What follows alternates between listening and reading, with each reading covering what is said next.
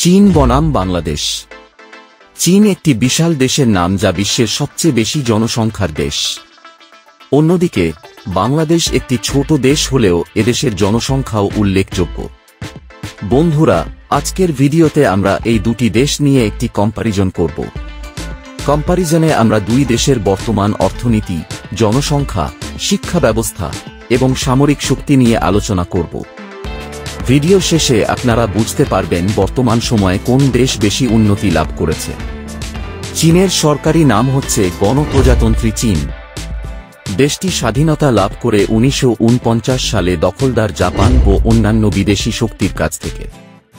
অন্যদিকে বাংলাদেশের সাংবিধানিক নাম হচ্ছে গণপ্রজাতন্ত্রী বাংলাদেশ।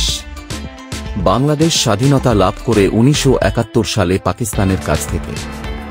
আয়তন: চীনের মোট আয়তন হচ্ছে 96,59,000 বর্গ কিলোমিটার এবং বাংলাদেশের আয়তন হচ্ছে 1,48,460 বর্গ কিলোমিটার। আয়তনের দিক থেকে চীন বিশ্বের চতুর্থ বৃহত্তম দেশ এবং বাংলাদেশ হচ্ছে 92তম দেশ। দুই দেশের মোট জনসংখ্যা: চীন 140 কোটি 20 লাখ এবং বাংলাদেশের হচ্ছে 17 কোটি 30 লাখ। ধর্ম ও ভাষা: চীনের প্রধান ধর্ম হচ্ছে বৌদ্ধ ধর্ম, তবে ইসলাম, খ্রিস্টান এবং অন্যান্য ধর্মের অনুসারীও আছে। চীনে বহু ভাষা প্রচলিত, তবে মান্দারিন প্রধান ভাষা। বাংলাদেশের প্রধান ধর্ম হচ্ছে ইসলাম, 91% মুসলিম এবং 8% হিন্দু ধর্মের অনুসারী। দেশটির প্রধান ভাষা হচ্ছে বাংলা। রাজধানী ও বাণিজ্যিক রাজধানী: চীনের রাজধানী হচ্ছে বেইজিং এবং সবচেয়ে বড় বাণিজ্যিক শহর হচ্ছে সাংহাই। এদিকে বাংলাদেশের রাজধানী হল ঢাকা এবং বাণিজ্যিক রাজধানী হচ্ছে চট্টগ্রাম।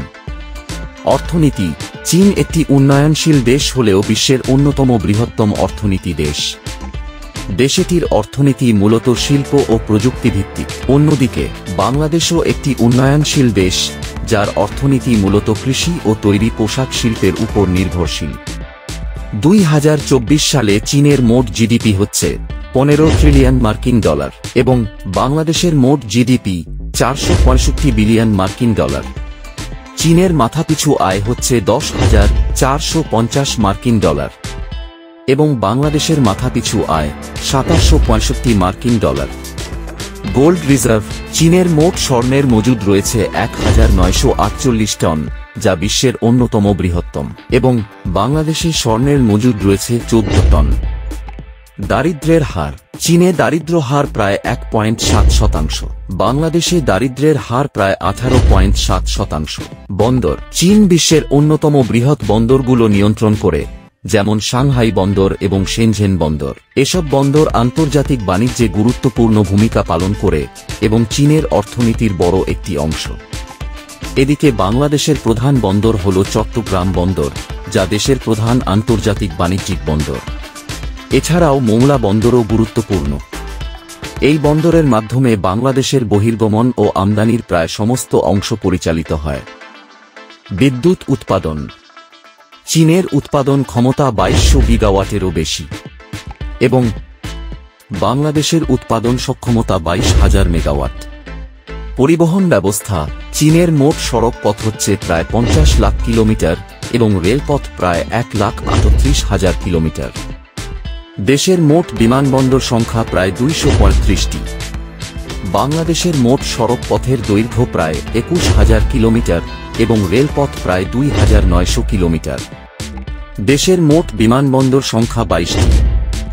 শিক্ষার হার: চীনের শিক্ষার হার প্রায় 96%, বাংলাদেশের শিক্ষার হার প্রায় 76%। স্বাস্থ্য সুরক্ষা: বিশ্ব স্বাস্থ্য সংস্থার কার্যসম্পাদন প্রতিবেদনে চীন 49তম অবস্থানে রয়েছে, অন্যদিকে বাংলাদেশের অবস্থান 136তম।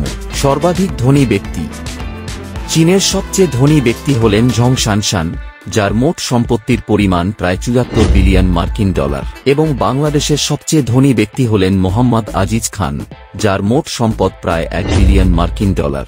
পাসপোর্ট পাওয়ার: চীনের পাসপোর্ট র্যাঙ্ক হচ্ছে 74 এবং বাংলাদেশের র্যাঙ্ক 101। সামরিক শক্তি: সামরিক শক্তির দিক থেকে চীন বিশ্বে 3 নম্বর স্থানে অবস্থান করছে, যেখানে বাংলাদেশের অবস্থান 46তম। বন্ধুরা, এই ছিল আমাদের আজকের ভিডিও। ধন্যবাদ সবাইকে।